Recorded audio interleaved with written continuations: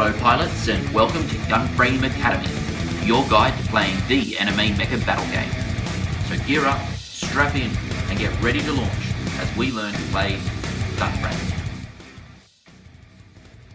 Before the battle begins, players will need to set up a 3-foot square playing area filled with a variety of interesting terrain features.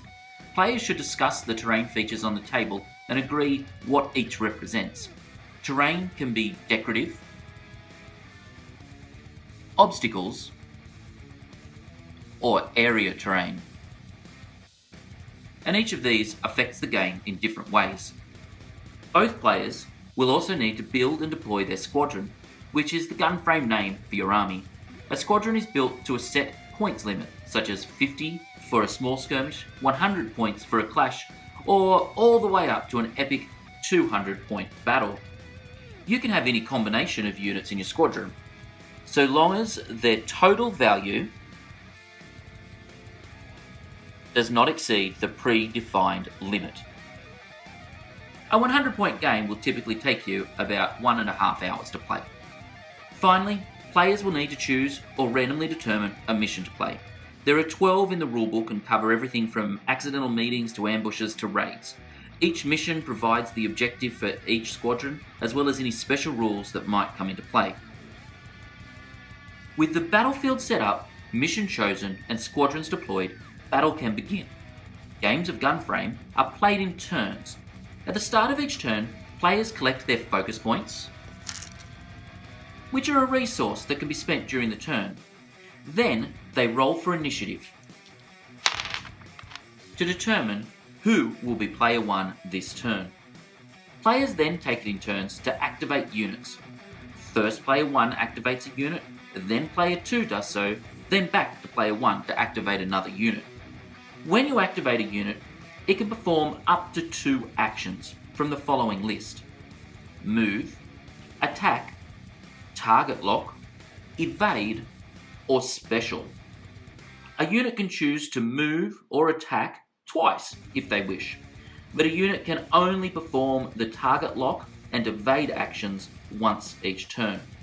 The special action is a catch-all for anything that does not fall into the other 4 types of action. When you take an action with a unit, your opponent might be able to react with one or more of their units. Your opponent does this by spending a focus point. They can do this on one or more of their units that has not already activated. A reacting unit can choose to move, evade, or attack in response to your action. There are some restrictions on exactly how they do this, but it is enough to know at this point that you won't always get a free shot on a target, and you need to carefully plan your activations. This back and forth of activating and reacting proceeds until all the units on the battlefield have activated, at which point the turn ends and a new one begins. The battle will continue in this manner until a predefined number of turns has elapsed, or one player achieves their mission objective. Movement. A unit can move in any direction a number of inches equal to their speed value.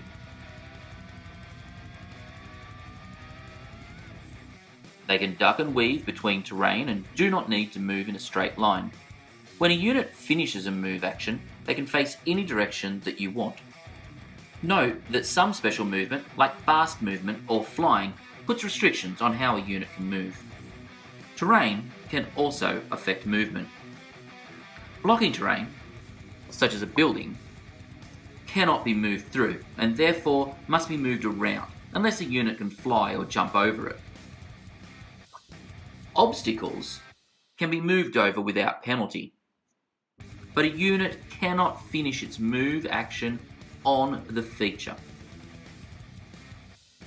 If a figure's base is over an obstacle, then you must move it back until it is no longer on that obstacle.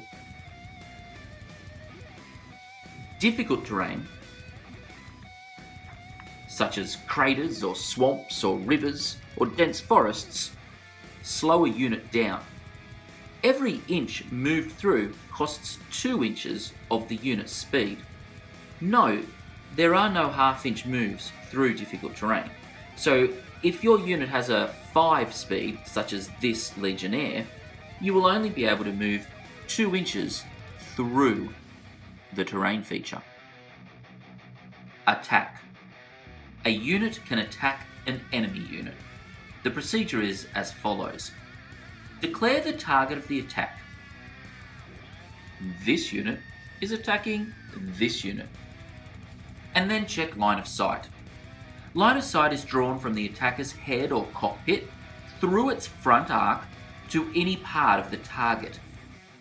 If an attacker does not have an obvious head or cockpit, then draw a line of sight from the top center of the figure. If the whole target is visible, it is deemed in the open and quite easy to hit. If only part of the target is visible, then it is deemed obscured.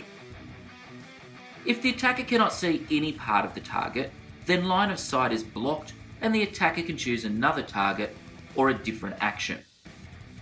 If there is a line of sight, then check range. Units have 4 weapon systems that indicate how lethal they are at each of the range bands of close, short, medium, and long. Check how far away the target is to determine the base firepower. Here, the target is 5 inches away, and that is short range. The Legionnaire has a short range weapon system of 4. In this case, you would roll 4 dice when attacking. You can also add any modifiers to this firepower pool, such as if you were shooting a target in the back or from an elevated position. When you know the total firepower, roll those dice.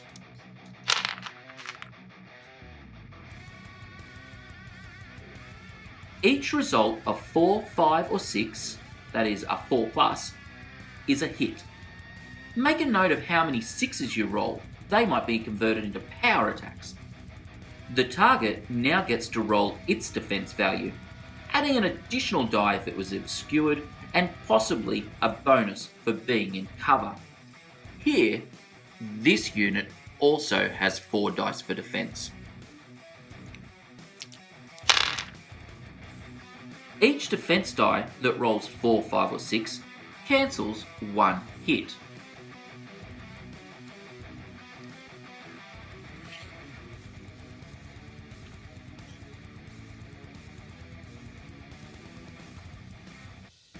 In this case, the defender has managed to cancel all of the attacker's hits. If all the hits are cancelled, the target suffers no damage. If, however, 1 or more hits remain, then the target would lose that many points of damage.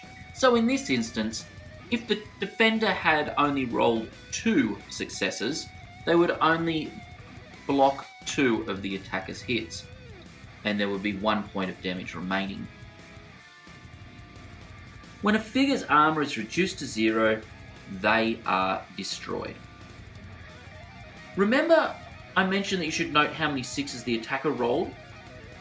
If you cause any damage to the target, every 6 that you rolled in the attack generates a power point. And this can be spent on power attacks.